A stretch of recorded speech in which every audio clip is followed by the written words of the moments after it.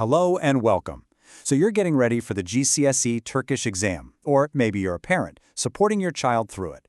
You've probably seen the official guides, and let's be honest, they can feel a little dense. Well, don't worry, that's exactly why we're here.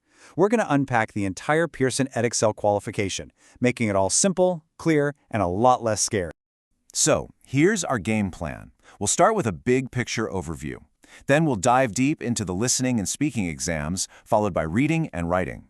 After that, we'll look at the main topics you'll actually be tested on, and we'll wrap up with a clear path to success. All right, first things first. Let's zoom out and look at the whole thing from a distance. Understanding the structure is always the best first step. Now, the first thing to notice here is that perfect balance. The entire GCSE is split into 4 separate papers: listening, speaking, reading, and writing. And look at that.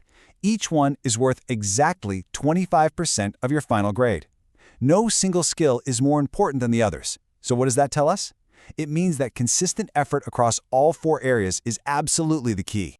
Okay, let's get into the specifics, starting with the first 2 papers. This is all about what you'll hear and what you'll say.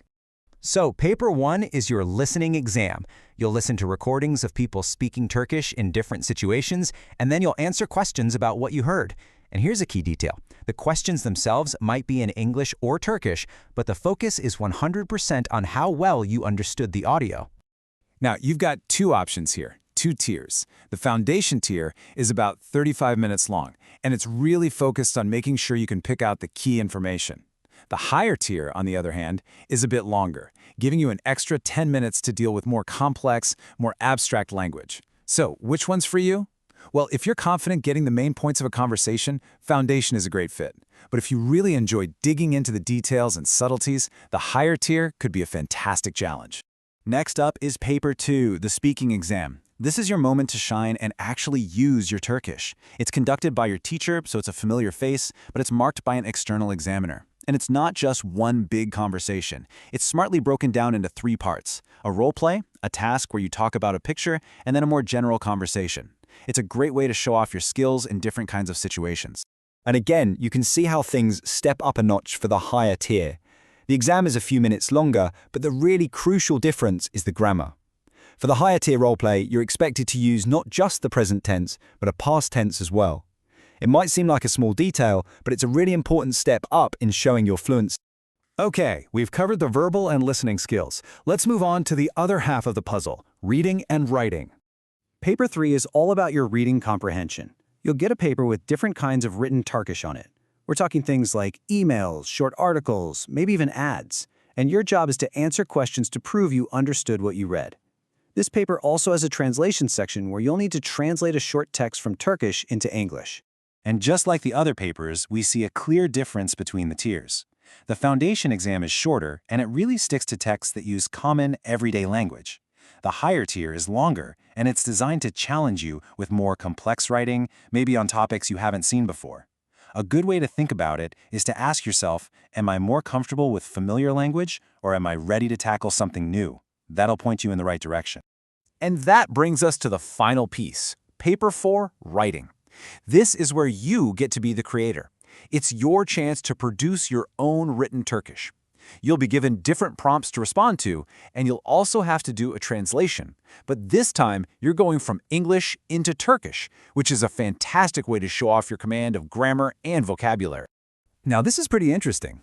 Look at the timings. There's only a 5-minute difference between the tiers. The real difference is in the structure of the questions. At the foundation level, you'll answer 3 shorter questions. But at the higher level, you'll tackle 2 longer, more detailed questions.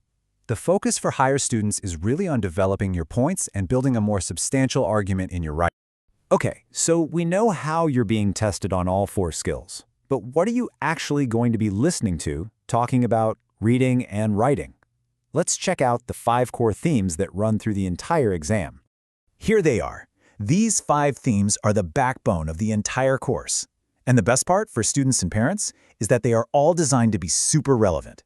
We're not talking about obscure historical events here. We're talking about things that connect directly to your life and the world you live in right now. So, Theme 1, Identity and Culture, is pretty much all about you.